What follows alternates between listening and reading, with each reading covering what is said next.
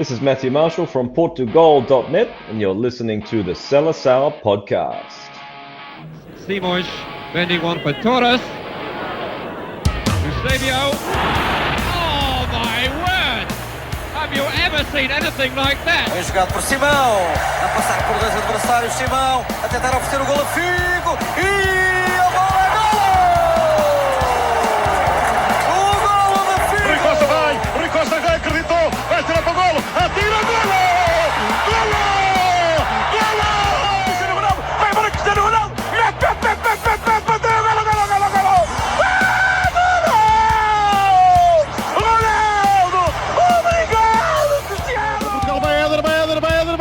Chuta! Gol!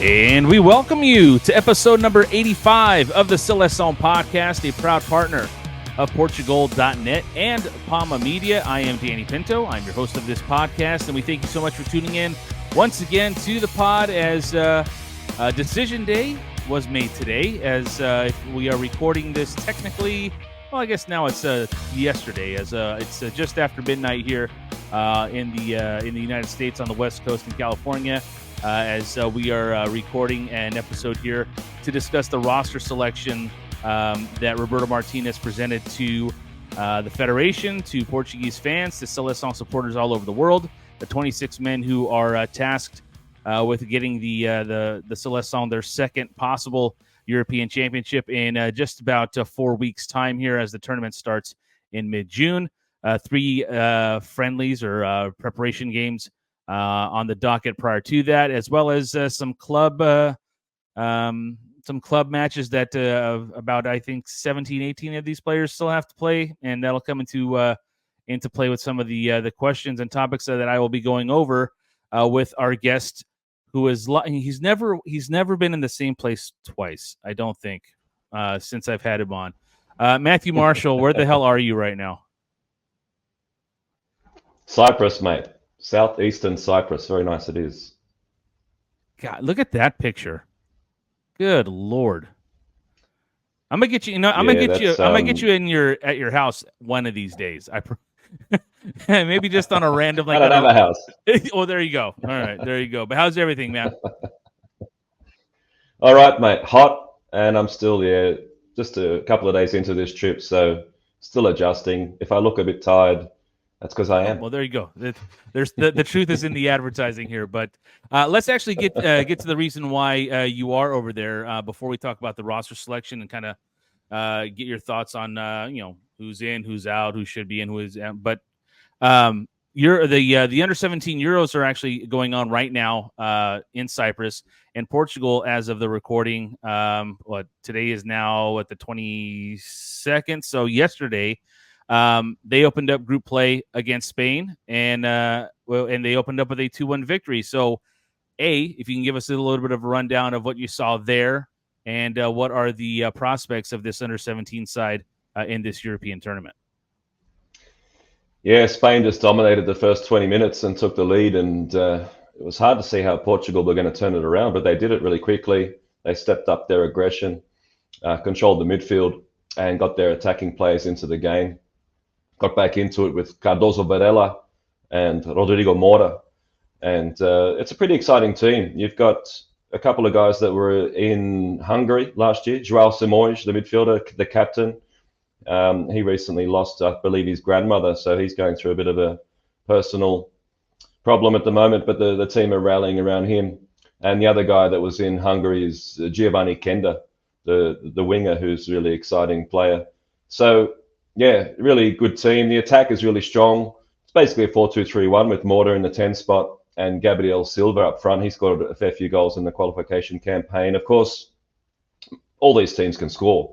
It really comes down to how well you do defensively, and I thought Portugal were pretty good in that area yesterday, holding Spain to just 1 goal.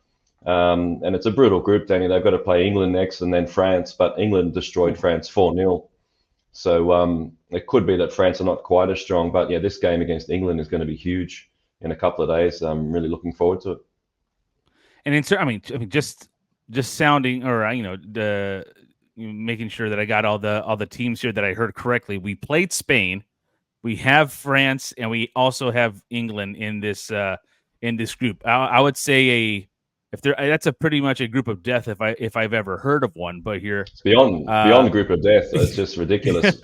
I don't know how the draw went, but when you look at a lot of the other teams, without being disrespectful, yeah, it's incredible how that would happen. And even last year, Portugal had Germany and France and in their group, and both those teams reached the final. So yeah, Portugal have had a couple of brutal groups, but getting off to that win against an always solid Spain team was awesome. And in terms of prospects for this under-17 squad, I mean, given if they can get out of the group, is this a squad that can do some damage in the knockout phases, or is it maybe a little too early to tell yet? Oh no, for sure they can go all the way. Just as I said, a matter of just being strong defensively. They've got the players who can score. Cardoso Varela, it was interesting yesterday because in the first 10 minutes, he was just like lost without the ball. He was just in no man's land completely. And he was on the other side of the pitch to the manager, João Santos. And it was a bit difficult for Santos to get a message to him. He ended up doing that. But yeah, he was just getting carved up. And then I found out that he basically was like I guess what you would call a street footballer. And he never really played full pitch football.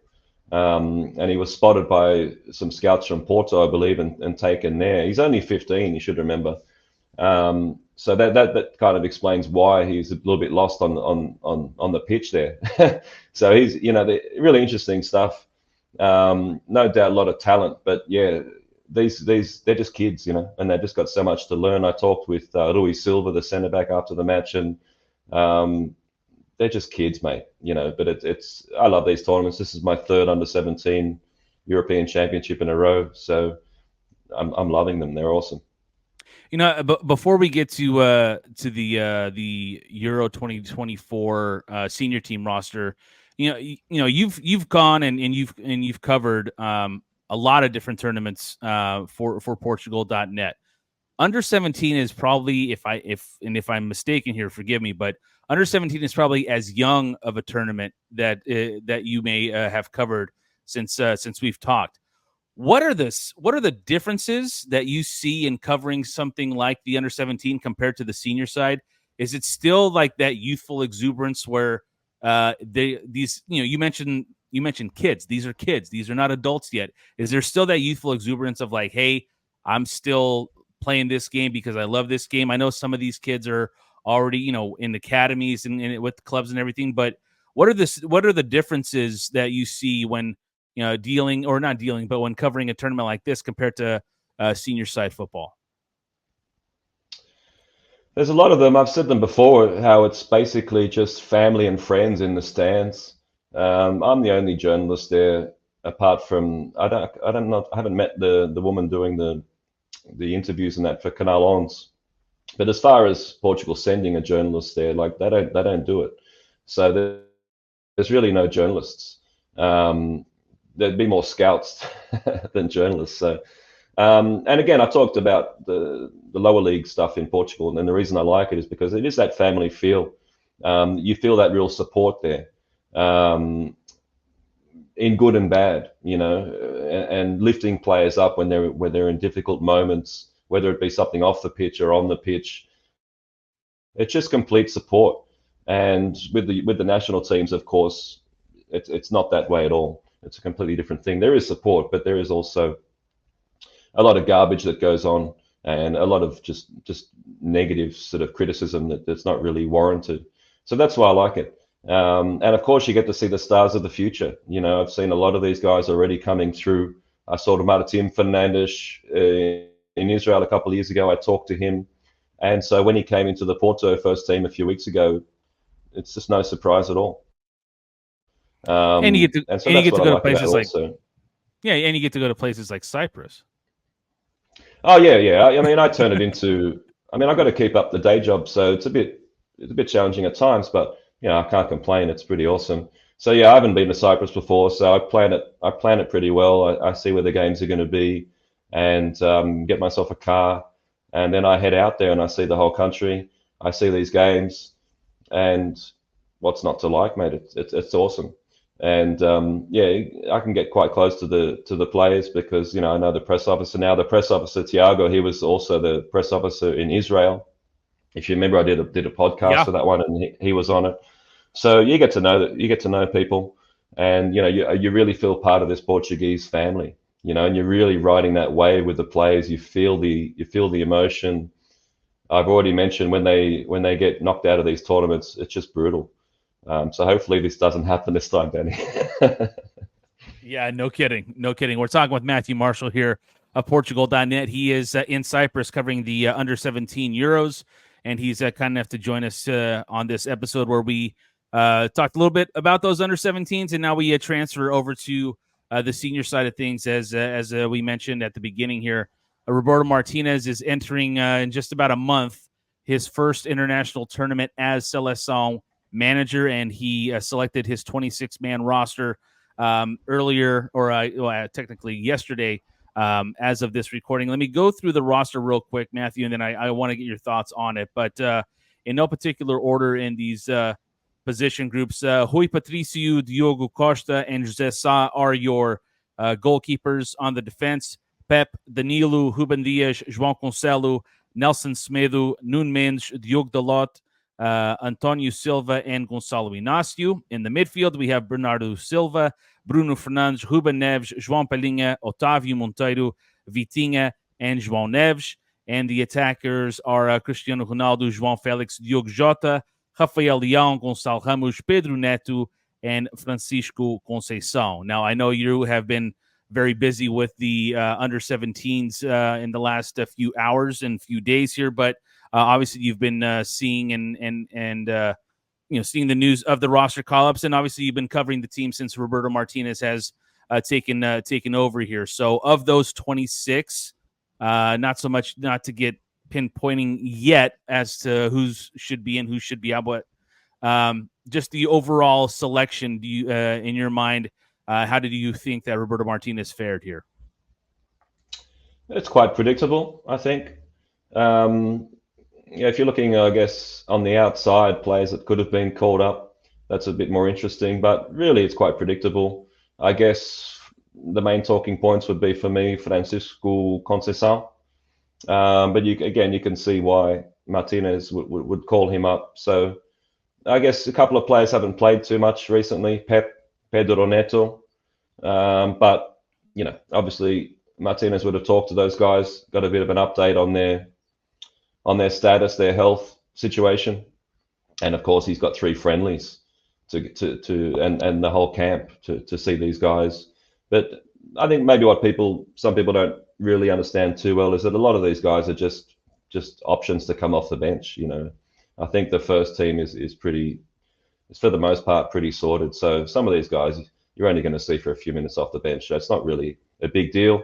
And in the case of Conceição, this is just a situation where Martinez would just be planting a seed, for the future. And every manager really needs to do that. So that's probably why he's called up Conceição. The date of the call up to me is very interesting, just in terms of a, I guess, strategic kind of point of emphasis here, because we're sitting on the 21st when this roster was initially called here. 26 players. The final roster does not have to be, I guess, turned in until June the 7th, and that counts in terms of the schedule, as there's one friendly. There's a bunch of club obligations that the majority of these players still have. I believe it's I think like 18, 19 of the players still have either cup finals, domestic cup finals.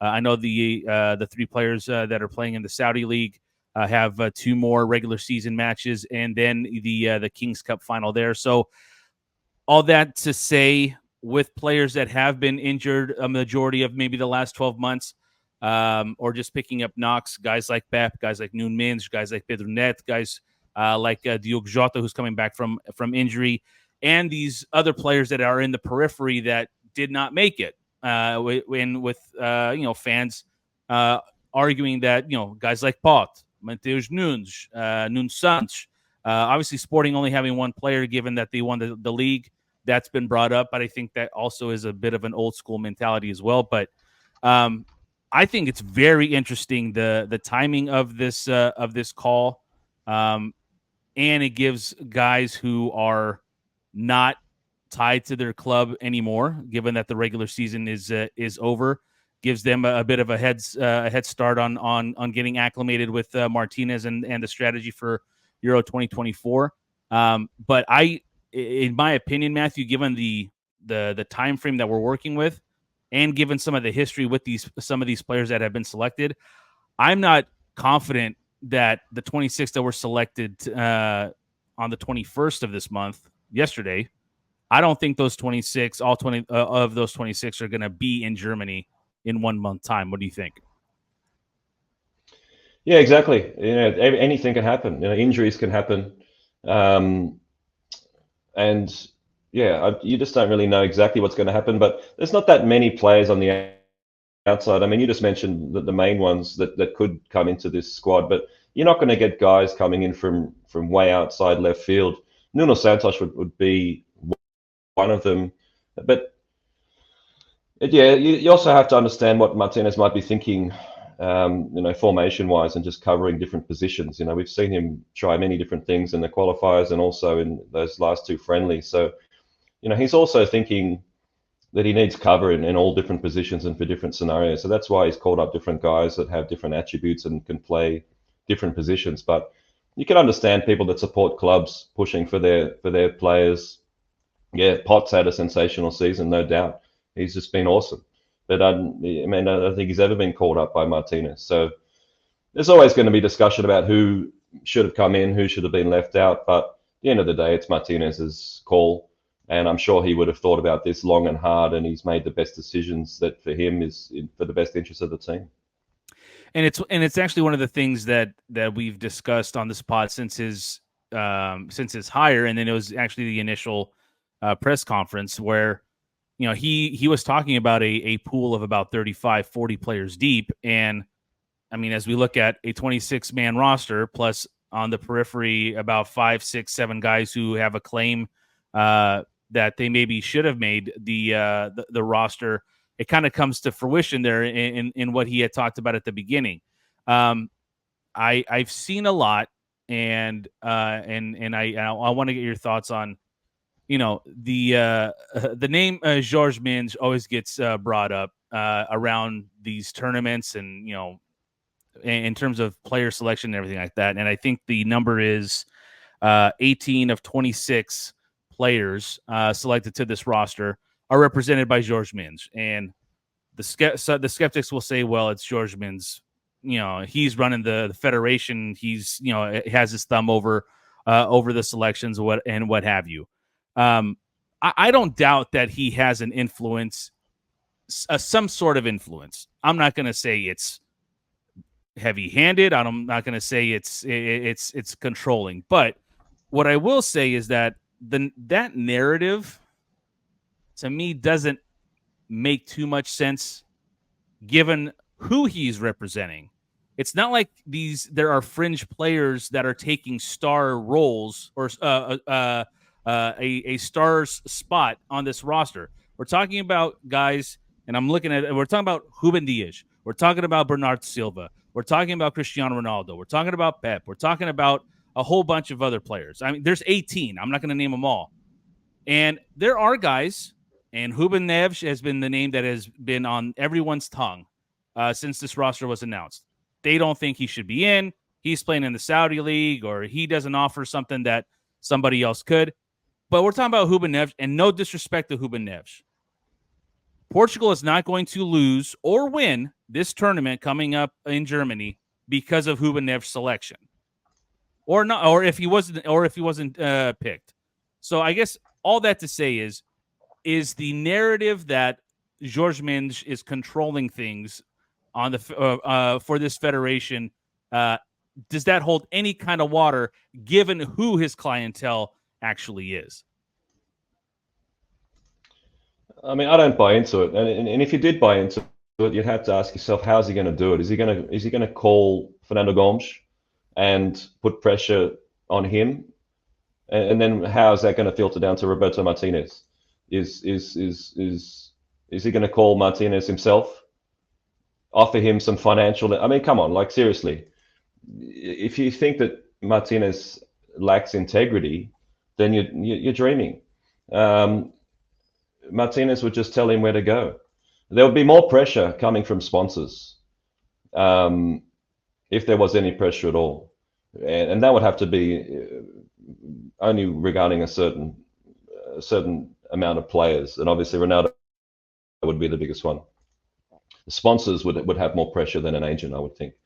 I don't see how this has anything to do with what Martinez would be thinking in his selection. He wouldn't care who the agents are. This is just a simple thing that Mendes, he just goes and gets all the best Portuguese players, and why wouldn't he? He must be doing a pretty good job.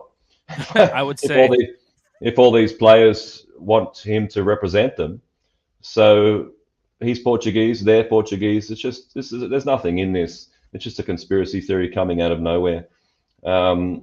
Again, and if you think it's happening, ask yourself how, and you'd have to be seriously questioning Roberto Martinez's integrity, and I don't think that's anything to be questioned at all. We're talking with Matthew Marshall here of Portugal.net. We're talking about the 26-man Euro 2024 Seleção roster as selected by Roberto Martinez just one day ago. I am your host, Danny Pinto. Remember to hit the like button, hit the subscribe button if you're watching us on YouTube, and if you are listening to us via podcast, make sure you are subscribing to us via any of the platforms that we are on.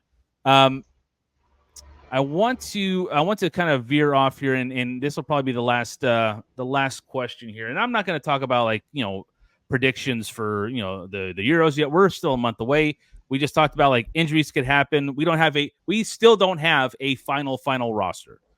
But with that said, we have three friendlies. We still have club action with 19 of the 26 players that have been selected. If you, Matthew Marshall, are kind of forecasting the next month prior to the beginning of this Euro 2024 tournament, what is it that you would like to see from these players selected, from the coaches, and maybe even some of the guys that maybe need to stay ready in case an injury or two occurs? What would your, ideal situation be between now and the beginning of the tournament? I think Mateus Nunes is a guy that would be handy to have in your squad. I'm not really sure who he would come in for, but I just don't understand why you would need Pedro Neto and Francisco Conceição. Have you not heard? It was Ruben Neves. That's the guy. That's the guy that everyone in their Ruben Neves just turned into William Carvalho of about 6-7 years ago in terms of why are we still picking him? Yeah, I mean there has to be someone, doesn't there? Right. That sort of gets people angry and upset. But I think if you look at, I'll just finish what I was saying. Yeah, so I think that I don't think you're going to see Conceição and Pedro Neto in Germany. And so it could be that Nunes comes in for one of those guys. And so getting on to Ruben Neves, this is just, obviously Martinez likes what he brings to the game. And I think, we've seen him used pretty sparingly. I remember that disaster game in Liechtenstein where, he was basically in the middle of a back three. And then, of course, he played that recent game, that 2-0 defeat in Slovenia, which was, again, a bit of a disaster game. But that was if you look at the team for that entire match, you had Pep on the right side of a back three, Otavio started. It wasn't the greatest team. And, the back three, I don't think we're ever going to see Pep on the right side of a back three again. And so this is just what Martinez does. He tries things. Sometimes they don't quite work. But, Ruben Neves has been, unfortunately, started in a couple of games that haven't gone well for Portugal. So I can see why, people would be saying or questioning his inclusion in the squad. But I think if you look at it from a real basic point of view, obviously Palhinha is the number one guy in the holding midfield role. So Martinez would just be seeing Neves as a guy to come off the bench and just protect the lead. I think that's all he would be seeing. And of course, he needs someone to step up in case Palhinha gets injured. Of course, Danilo can also play that role. So he's got a couple of options. But if he goes to a back three, he'll probably use Danilo, or he could use Danilo in one of those situations. So again, Martinez is just trying to cover some bases here for that holding midfield role, and he sees Neves as the best option for that situation. I think it's just pretty much as simple as that.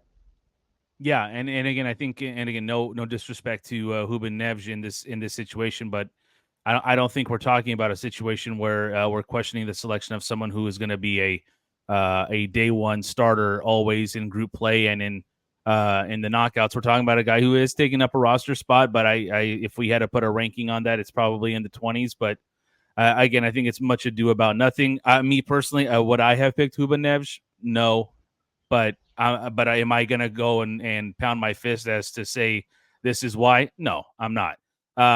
Just a couple, and I lied to you. Sorry, Danny, Rob, go ahead. Yeah, I just want to say, if you look at the situation I was just explaining, if Martinez sees him as a guy you're going to bring on when Portugal, had the lead and the other team are coming strong, Neves is one of the perfect guys to have on the pitch at that time, because Portugal are going to be looking to spring counterattacks, and he's one of the best guys to do that. Portugal can win the ball. The other team are going to be sending a lot of players forward, and he's one of the best long-range passers there is. He didn't play that many minutes in the qualifiers, but he still picked up a few assists, and he's still really valuable in that situation. So I wouldn't be getting too upset about Ruben Neves. And of course, we've seen this time and time again. You can have a general consensus or a lot of people getting angry about certain players, and they'll come and bite you on the ass. So, you got to be careful. But yeah, I think that it's quite a little bit unnecessary. But there always seems to be some sort of contention, and yeah, I can see why he's an obvious one. Sure. Any other player that, again, I think I think the selections are all merited. You've mentioned the word, I think at the beginning it was predictable, and I think we could see that with the way the call-ups went for qualifying last calendar year. But predictability doesn't, I guess, mean that it should happen.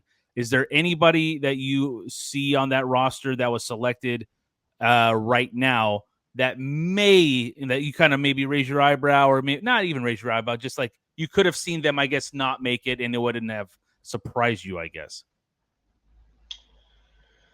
I just think there's a bit too much hype around Francisco Conceição. I think the hype is a bit inflated. He's still got a long way to go. Of course, he's an excellent player, no doubt about that. I've watched him for quite a long time. He's been in that under 21 squad, or was in that under 21 squad for quite a while. I just think the hype around Conceição is a bit too high. So yeah, and again, this goes back to what I said before. This is long-term thinking more, I would say, from Martinez, and just planting a seed and just getting him into the squad. We've seen him bring heaps of guys into the squad just to give them a taste of it, just so he can get a better idea of their personality and what they bring to the group and how they fit into the group.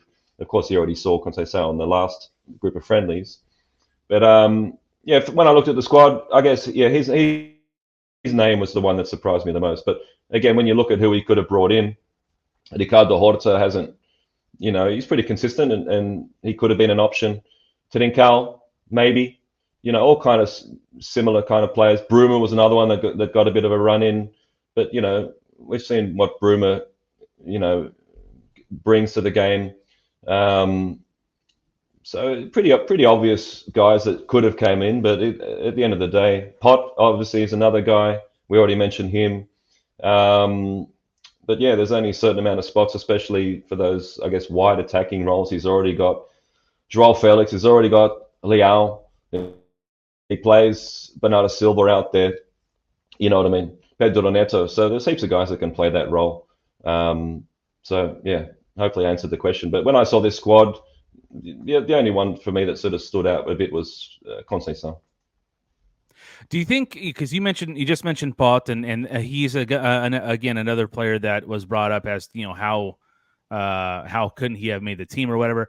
I read something interesting, and I guess to me, I think this falls on the head coach, the manager here. Pot has had, I believe, 2 caps, none under Roberto Martinez as of yet. He can play in the middle, he can play on the wing. And I'm not comparing him directly to Bernard Silva, but Bernard Silva does have that flexibility as to playing on the wing. But, you know, we've heard for years, Bernard Silva needs to be in the middle of the pitch. He needs to be our number 10. Do you think a player like Pot, does the manager have to get the best out of him based on his ability, or because of his actually flexibility in being able to play in both the middle and the wing? Does that kind of hurt him in a selection process like this? I think it probably does. I think I came to the conclusion this season that Pot is just so much more deadly for Sporting on the wing. You know, obviously Amorim dropped him back into midfield in certain situations when players were unavailable, or very slight variation to the tactics. But yeah, I just came to the conclusion that he's, and you look at him, you don't think winger, do you? You know, you don't think no, not at all fast guy or anything like that. But then again, Trincao is almost similar type situation. So it just works, or it has worked for Amorim. And yeah, I could see that. Yeah, Pot would be feeling pretty hard done by not to get selected. But as you said, Martinez hasn't called him up, so I don't know. You'd have to ask Martinez. But if you asked him why he didn't call Pot, he's you know, his answer would be very predictable. You know, so it's just one of those things. There's always going to be a couple of guys that are going to feel pretty unlucky, and people are going to look from the outside and say should have selected him.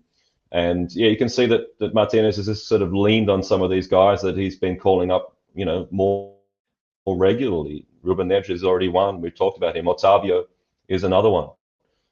Nelson Semedo, another one. Although there's not really that many options for those fullback positions with Corredo injured. But yeah, you can see that with some of these selections that Martinez has gone for the guys that he's called up more regularly and trusts a bit more than certainly Pot. Yeah, the one thing that does excite me about Chic Conceição, and not only him, but Pedro Neto, their selections, if they're both healthy, if they're both there when it comes to the beginning of the tournament, their pace can be something that Portugal can use to its advantage, in my opinion. And I think the biggest benefactor of that might be Rafael Leão, because I think up until now, Rafael Leão we've seen that his pace is world class, and it's something that is very hard to defend. However, for I guess the majority of his national team career, he's kind of been the only pace guy that either Fernando Santos or now Roberto Martinez has been able to rely on. When you have a couple of more options with the skill level that Chic and Pedro Neto can bring with that speed, I think this can open up a huge opportunity for Rafael Leão to have a big-time tournament this summer. Obviously, we'll see how it goes in the next few weeks with cup games and then training. Hopefully, Pedro Neto can come back fully healthy before this tournament starts, and obviously we'll get a chance to see what Chic can do. But what do you think of just having a little bit more speed to add to the skill that those two players bring that could open up what could be a big-time tournament for Rafael Leão this summer? Yeah, exactly. I think Leão's probably going to be a starter. We have seen Joao Felix start a few times out on that left wing. You see that there's a bit of imbalance there when you have Leão on the left side with so much speed and Bernardo Silva on the right. So yeah, you need guys to come off the bench with speed, and Neto, Conceição certainly had that. They're similar players in the way they like to dribble past players. But it seems like there must almost too many attacking players here. We haven't even talked about Diogo Jota. Yeah. We haven't even talked really about Joao Felix. We haven't really mentioned Gonçalo Ramos. So again, it's hard to see how Conceição and Neto really get much game time if they even get a ticket to go to Germany. But yeah, obviously, and again, you really need to. It's hard to know what Martinez. I know, fortunately, a guy who's one of the analysts for Portugal, and he's been studying these opponents in the group stage for months. Sure. And so you can be sure that Martinez already has a rough guide to what sort of formation and what sort of tactics he wants to use against those teams in Germany. And so in doing that, he's going to be looking at which players he needs for different positions to exploit weaknesses, to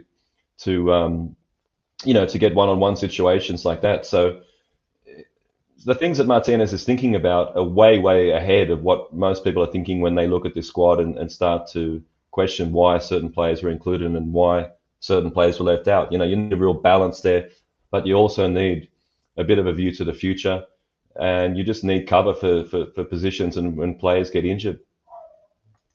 The last, and I promise you, this is the last question I have for you here, is we appreciate your time here, Matthew Marshall, on episode number 85 of the Seleção podcast.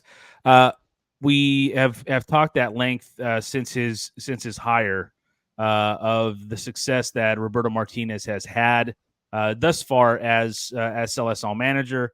11 wins, only 1 defeat, just a ridiculous goal differential with his team thus far. The group was not difficult. Let's be very very honest about that. But they go perfect, and they get the top, or they are a top team to be reckoned with in this tournament. But that hire was not something that anyone saw coming back in late 2022 or early 23. Now I forget when it was, but 2 of the hires that he made was Ricardo Carvalho as his one of his main assistants, and then he brought in Ricardo to be the goalkeeper coach, or one of the goalkeeper coaches. And I'm not saying that these guys have the absolute influence over the locker room here, but these are 2 big time heroes of these guys that are on this roster. A couple of them with Pep and Ronaldo, teammates of his, or teammates of them, I should say. How much do you think that Roberto Martinez has benefited from having guys like Ricardo Carvalho and having a guy like Ricardo who have been around this squad the majority of their senior team career?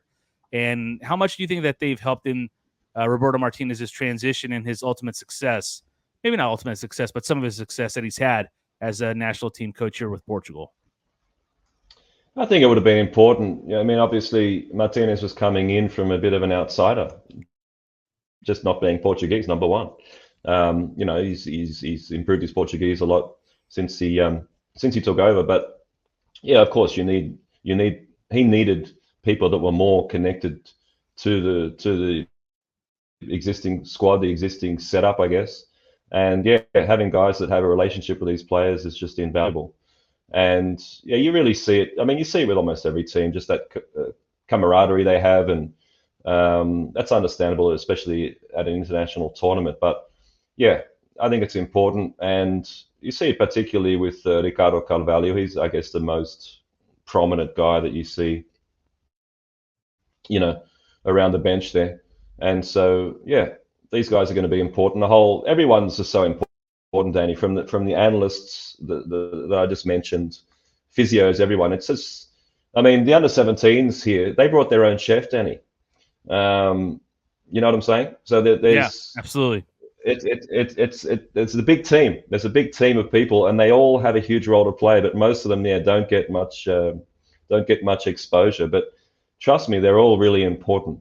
And Roberto Martinez is a smart guy. He's already had that experience with Belgium. So, smart people that have experience, generally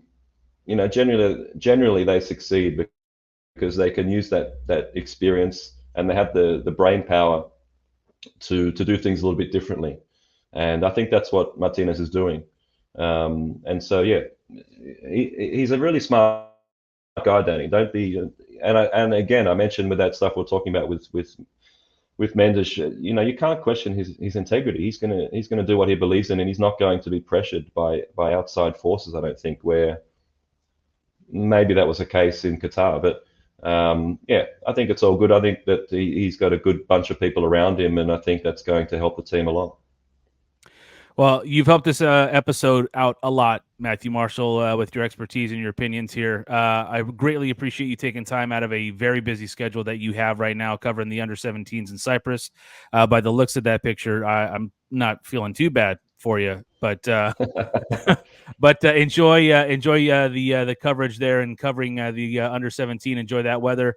Safe travels back home, sir, and we'll talk soon. No worries. Thanks, mate. And Forza, always. Forza indeed. That was Matthew Marshall of Portugal.net. Our huge thanks to him for coming on episode number 85 of the Seleção podcast. He, of course, you can follow him on Twitter at NoobsCorp. That's NoobzCorp. Our thanks once again to Matthew Marshall of Portugal.net. So, the roster has been announced. Has it been set? We'll find out on June the 7th as, again, a lot to take place here between now and the time that final roster is to be handed in on June the 7th. Portugal does have one friendly. About 19 players still have either club obligations with either cup draw or cup matches or finishing out the regular season.